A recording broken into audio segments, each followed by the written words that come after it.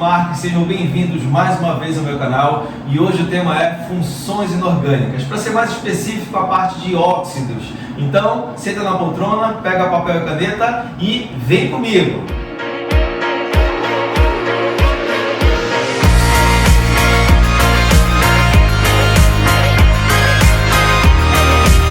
Vamos lá, função óxido, certo? Galera, o que você precisa saber de óxido é o seguinte: para ser um óxido tem que ser um composto binário, ou seja, formado por dois elementos, onde um desses elementos obrigatoriamente tem que ser o oxigênio, e esse oxigênio tem que ser o elemento mais eletronegativo. Então olha lá, composto binário que tem oxigênio como elemento mais eletronegativo. Vou te dar alguns exemplos bem aqui, olha. Composto binário, cálcio e oxigênio. Dois elementos diferentes, um deles é o oxigênio e o oxigênio é o elemento mais eletronegativo. Então eu estou diante de um óxido. CO, composto binário, formado por dois elementos diferentes, um deles é o oxigênio e o oxigênio é o elemento mais eletronegativo. Eu estou diante de um óxido. N2O, composto binário, formado por dois elementos diferentes, onde um deles é o oxigênio e ele é o elemento mais eletronegativo. Agora dá uma olhadinha nesse cara bem aqui. Composto binário, tem o oxigênio, mas o oxigênio não é mais eletronegativo que o flúor. O flúor é mais eletronegativo, portanto eu não posso classificá-lo como óxido. Beleza aí? Então, composto binário que tem oxigênio como elemento mais eletronegativo. Esses óxidos são divididos em 5 grupos que eu coloquei aqui para você: óxidos neutros, ácidos, básicos, anfóteros e duplos, certo? É muito importante a gente saber as características de cada um, principalmente para os itens que podem aparecer na prova do Enem. E esses 5 grupos eu posso dividir mais ainda um pouquinho. Como? Os óxidos neutros e ácidos são classificados como óxidos ametálicos. Olha, eu tenho ametal combinado com o oxigênio. Enquanto que os óxidos básicos, anfóteros e duplos são chamados de óxidos metálicos, ou seja, eu tenho metal do lado do oxigênio. Anderson, o que isso implica para mim? Quando você tem um ametal combinado com oxigênio, significa dizer que esse composto você vai encontrar na fase gasosa. Já quando você tem um metal do lado do oxigênio, significa dizer que o composto vai estar na fase sólida. Isso direciona o seu estudo na hora de resolver alguns itens. Por exemplo, se o meu composto está na fase sólida, eu posso relacionar ele, por exemplo, com estação de tratamento de água, estação de tratamento de esgoto, com problemas relacionados ao solo, já que a substância é mais palpável, tá?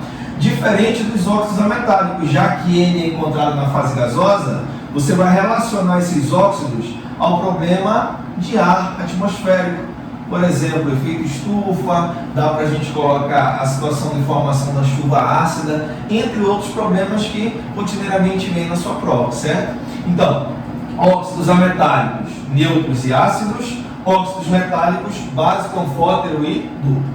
Beleza, mas Anderson, como é que eu faço para separar os óxidos neutros dos óxidos ácidos? Aí que está o detalhe. Você precisa ter em mente 3 óxidos. Os óxidos neutros, olha lá, o CO, o NO e o N2O. Percebe que você tem ametal combinado com oxigênio, ametal combinado com oxigênio, ametal combinado com o oxigênio. Se você lembrar desses 3 óxidos, que são os únicos classificados como neutros, todos os outros que aparecerem com ametais do lado vão ser óxidos do tipo ácido. Por exemplo, SO2, SO3, NO2, NO3, CO2 e por aí vai. Aí você me pergunta, mas Anderson, o que é um óxido ácido? Galera, um óxido ácido nada mais é do que um óxido que quando reage com a água forma um ácido. Por exemplo, o CO2, que é o gás carbônico, quando reage com a água forma um ácido, que é o ácido carbônico, H2CO3. Olha lá, o SO2, dióxido de enxofre, quando reage com a água forma um ácido, o ácido sulfuroso H2SO3. Olha o outro, SO3, quando reage com a água, forma um ácido, o H2SO4. Óxido ácido é todo óxido que quando reage com a água forma um ácido. Ah, mas Anderson, e o óxido neutro? Olha o detalhe aí, o óxido neutro não reage com a água, não esquece disso. Óxido neutro não reage com a água. E esses caras bem aqui, eles são tóxicos. Principalmente esse cara bem aqui, olha, o CO. Quando você inala o CO, ele não tem cor, ele não tem cheiro e ele se acopla à hemoglobina do sangue formando a carboxihemoglobina, o que inutiliza o transporte de oxigênio dentro do teu organismo. Nós falamos disso naquela aula de reação de combustão, nossa primeira aula que está lá no canal, tudo bem? Bom, então, se eu sei os três óxidos neutros, todos os outros que aparecerem com a metade vão ser óxidos do tipo ácido, beleza.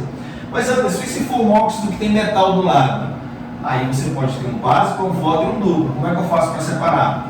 Os óxidos básicos têm metal combinado com oxigênio, mas não é qualquer metal. Tem que ser metal da família 1A ou metal da família 2A. Metais alcalinos ou metais alcalinos terrosos sempre formam óxidos do tipo básico. Por exemplo, CaO, MgO, K2O, Na2O e por aí vai. Anderson, o que é um óxido básico?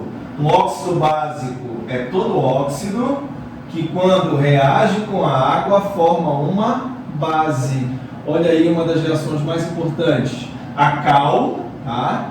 Quando reage com a água, se hidrata. Então você pode chamar de cal hidratada, tá? Que nada mais é do que uma base. Beleza aí? Olha o próximo. Óxido de magnésio reage com a água e forma uma base, o hidróxido de magnésio. Então, óxido básico reage com a água e forma uma base. Óxido ácido reage com a água e forma um ácido. Óxido neutro não reage com a água. Beleza aí? E para ser um óxido básico, metal da família 1A ou metal da família 2A.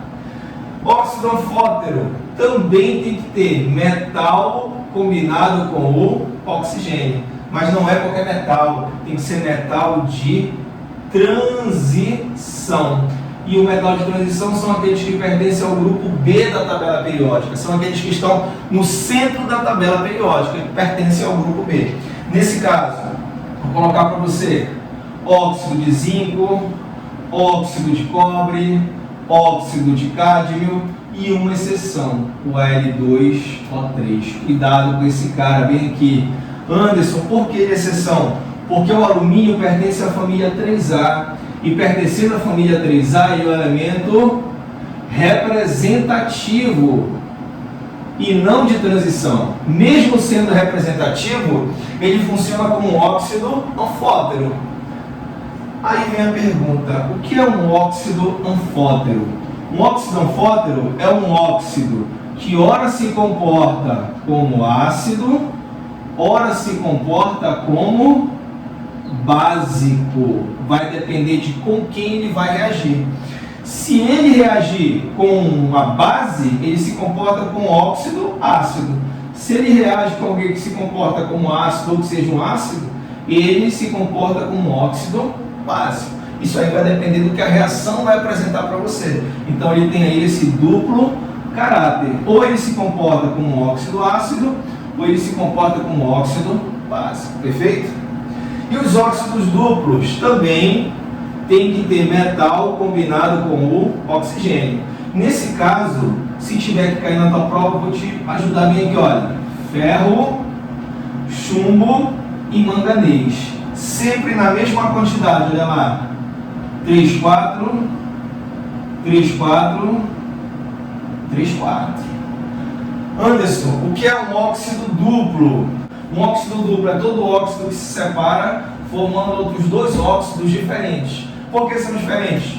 Porque aqui o ferro está com NOx mais 2 e aqui ele está com NOx mais 3. Se os NOx são diferentes, os compostos são diferentes. Então, quando um óxido se separa formando óxidos diferentes, você chama ele de óxido duplo. É importante você ter cuidado com esse caminho aqui, olha, o óxido de silício. O óxido de silício ele é classificado como um óxido ácido, mesmo ele estando na classificação de metais, certo? Bom, essa foi a nossa dica de hoje de óxidos e depois a gente vem com a sequência dessa aula, que seria a parte de nomenclatura dos óxidos ametálicos, nomenclatura dos óxidos metálicos e as devidas aplicações dos problemas ambientais, tratamento de solo, tratamento de água e por aí vai, tudo bem? Então, dá aquele like, compartilha com o maior número de pessoas e até a próxima. Um grande beijo!